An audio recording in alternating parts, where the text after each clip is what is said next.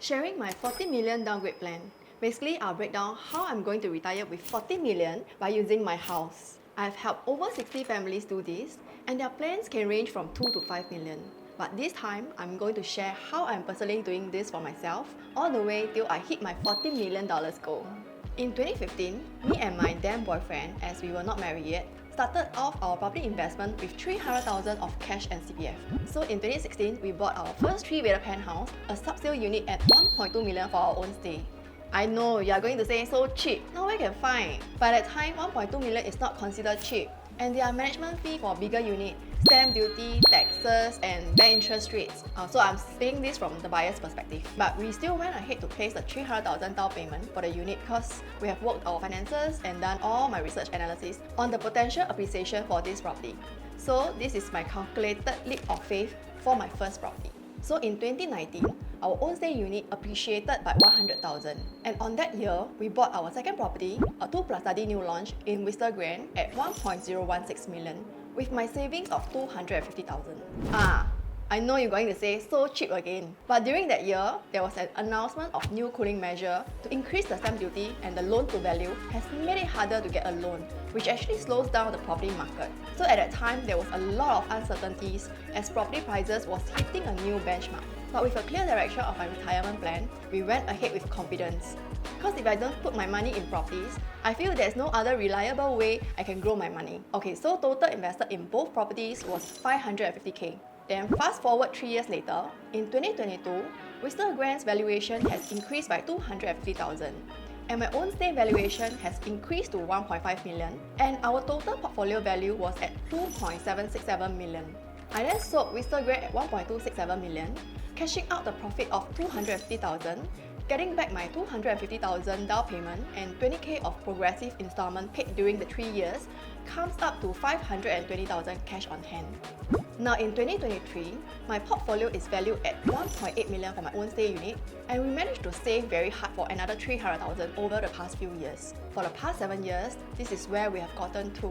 It's always easier to hear people say right, but to be honest, during these 7 years of planning, we went through our fair share of emotional hurdle, bring ourselves out of the comfort zone.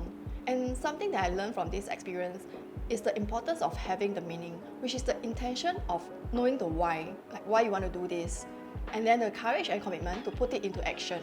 Of course, with a lot of clarity in your finances. And that is the reason why I always do my best to plan for my family, friends, or clients as that. Because I experienced it myself, and I truly know how it feels. So I just want to bring assurance to them and help bridge the gap and see them grow their wealth too. But this is really where I find meaning and purpose in my work. Okay, so now the next property is to buy a freehold landed house priced around 4.5 million for my own stay. This amount is inclusive of the A&A, the stamp duties for easier calculation, and it requires 1.125 million down payment.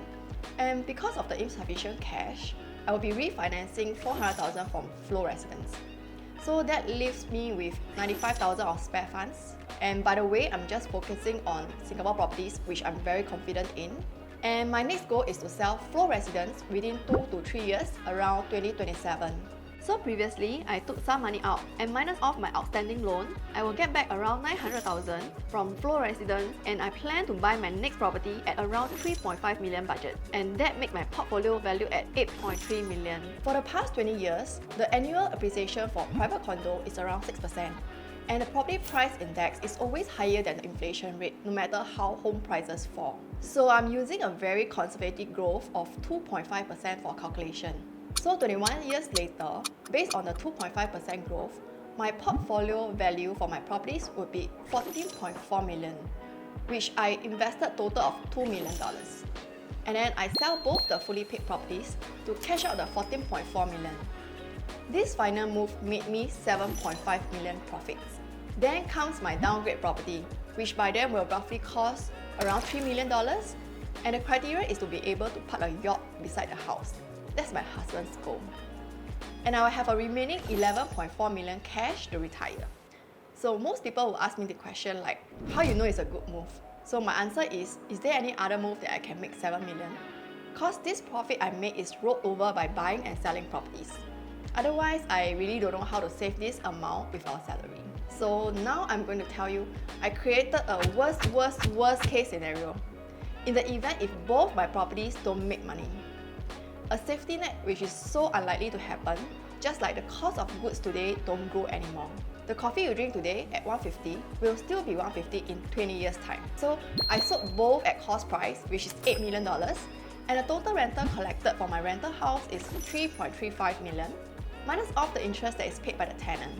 So my profit from this move is $2.475 million. And for my own stay landed, I total paid $5.718 million, minus the interest I paid is $1.218 million.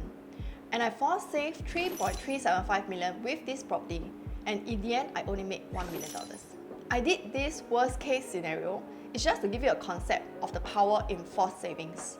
Okay, so this is just a declaration of my dream goal. There may be changes in the future, and do your own due diligence, cause this is just my own goal within my own family means, and we have done all our safety net. Even my husband say it's not going to be easy, but it's okay. Like 5 years ago, we also wouldn't know that we can afford to buy a landed property after we made money in properties. And why I decided to share my plan is also because I personally feel it's extremely important that first of all, we learn to create the right things in our mind, because if we do not have the power to keep our minds the way we want it, what we create is also going to be very accidental. And this is how I always plan ahead with my clients too. So always start with believing first. Follow me and I'll share with you more on how I exactly plan for safety net in the next few videos. See you in the next video. Bye.